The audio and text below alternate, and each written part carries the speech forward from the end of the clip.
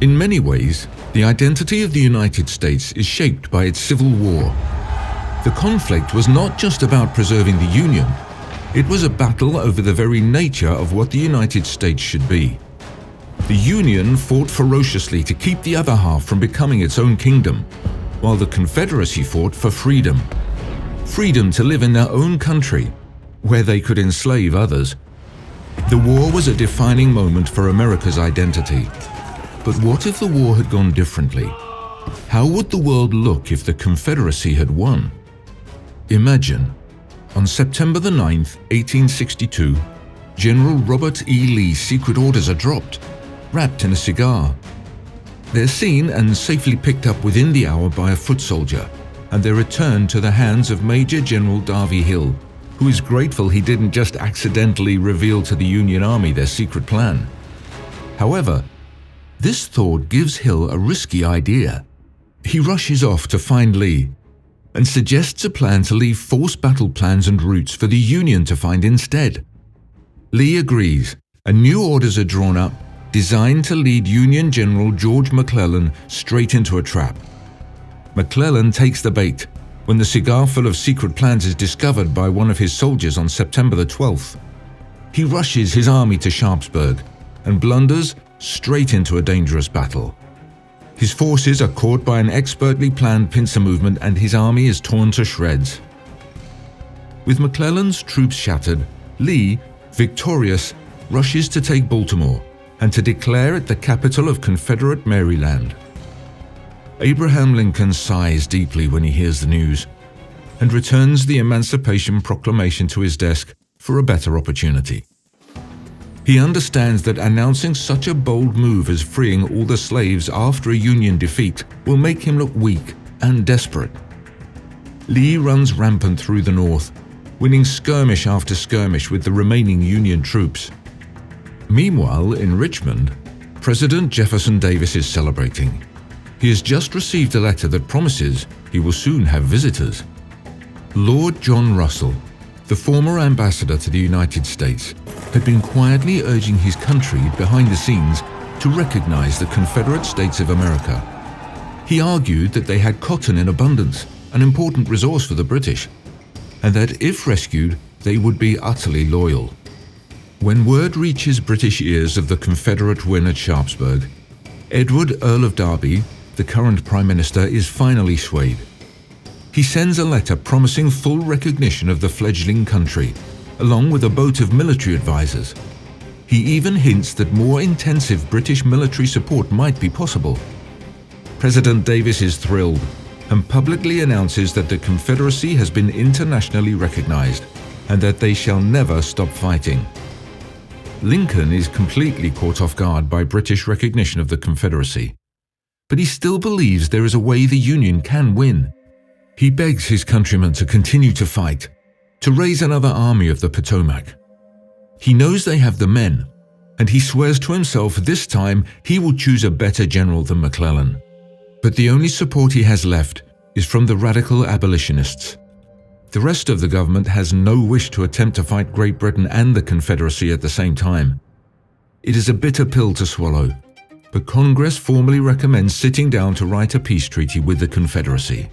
Anti-war sentiment is also extremely high in the Union, after how many men died at Sharpsburg. It had been the bloodiest day in American history, with almost all those casualties coming from Union families. After several intense weeks of deliberation, Lincoln finally gives in, and he offers to hammer out a peace deal with President Davis on the borders between the two countries. Celebrations ring out throughout the South as people learn that the war is now over, and the US will finally grant their independence. Davis eagerly accepts, but insists on bringing Lord Russell with him to the bargaining table. Lincoln is not pleased, but he recognizes that he cannot prevent British involvement, no matter how much it irks him. The peace negotiations, held in early 1863, prove extremely contentious. The most difficult issues are runaway slaves and border states. Lincoln stands firm that he will not support the return of runaway slaves. Eventually, a deal is struck that slaves currently in the Union are free. but future runaway slaves will be returned to the Confederacy. Vice President Hamlin rages at Lincoln and calls him a coward, but he says it is the only way forward. The border states prove to be a difficult decision. Both presidents fiercely want the disputed territory. Finally, plebiscites are held in each state. Kentucky and Missouri choose to stay with the Confederacy, while Maryland and Delaware vote to be Union states. Lincoln also reluctantly ceded the Indian Territory to the Confederacy. The indigenous tribes living there had been fighting for the Confederacy since the start of the conflict, on the promise of their own state after the war. Lincoln realizes that they would never stop resisting Union authority, meaning the territory would be too costly to attempt to maintain. The Confederacy honors their promise and allows those tribes to turn their territory into a protected state. Thus, the state of Pushmataha is born, named after the honored Choctaw general. The rest of the territories stay in Union hands. President Davis does not want to anger Lincoln by demanding more territory. He knows he is already lucky that he has lived to see this day. By May 1863, the negotiations are finally finished. Davis and Lincoln shake hands and then walk away from the bargaining table. The Confederacy is free, and the Union must begin a painful, healing process. In 1864, Lincoln and his vice president are so disgraced that they both decide not to run for re-election. The citizens of the Union are furious that Lincoln pushed them into a brutal war that they ultimately lost. What was the point of all the bloodshed, of all the sons they lost, if the Confederacy was going to win?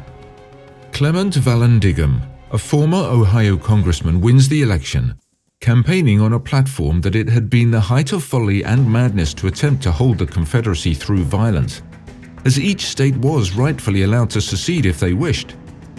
He swears to make a lasting peace, favorable trade agreements with the new country, and to help to return all lost slaves to their owner as a gesture of goodwill. Charles Sumner pleads with the population that they are better than this, to elect him as president so he can continue to fight for abolitionism. He says that peace at any cost is a betrayal of the Union's ideals. However, people are tired, and they are more interested in the promise of peace than of a cause that has caused them so much heartache. In 1867, the Confederacy elects Robert E. Lee as their new president. His leadership is unquestioned, and he is able to lead his young nation into a new age. President Vallandigham and President Lee are initially quite cordial. Runaway slaves are returned and gifts of tobacco are offered as thanks. But President Lee soon realizes that the Union will keep the Confederacy economically weak if it can, and does not truly view the new nation as an equal. The peace is uneasy at best. Each country turns to rebuilding their battered economies. The Confederacy makes deal after deal with Great Britain, and they become entwined economically and politically. The Confederacy agrees to stop bringing slaves from overseas and to simply maintain the population that they have to please their new ally. Slavery continues its role as a strong institution in the South, and several times a week, plantation owners praise God that they were able to keep their laborers. Great Britain pushes the Confederacy to abolish slavery in 1898, but the Confederacy has a plan in place. They institute a separate but equal system, where there are separate bathrooms, schools and restaurants for black people. Job options are kept so limited and moving is so dangerous that the majority of the black population ultimately continues working at the same jobs they held as slaves for pennies. It will take another 70 years for the black population of the South to even be recognized as citizens.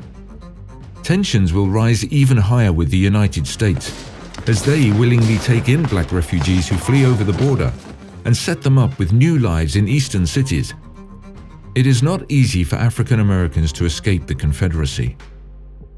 Meanwhile, the Union and Britain's relationship gets worse and worse over the years. President Vallandigham may have believed that the Confederacy had the right to secede, but the resentment with the involvement of Great Britain in their personal affair lingers, especially among communities of abolitionists. Great Britain is seen as the nation's betrayer, a betrayer of universal rights because they supported the South's independence. When World War I rolls around, the Union does not choose to support Great Britain. They find that they would much rather support Germany, who has never meddled in their affairs or treated them like an upstart colony.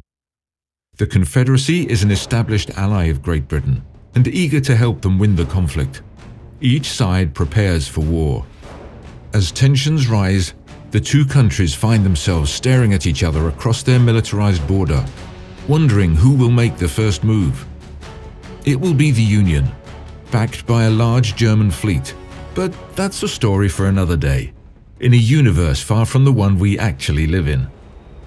In this world, the Confederacy's victory would have protected slavery for decades longer than it did in our timeline, only ending when the British finally pushed for its abolition in 1898.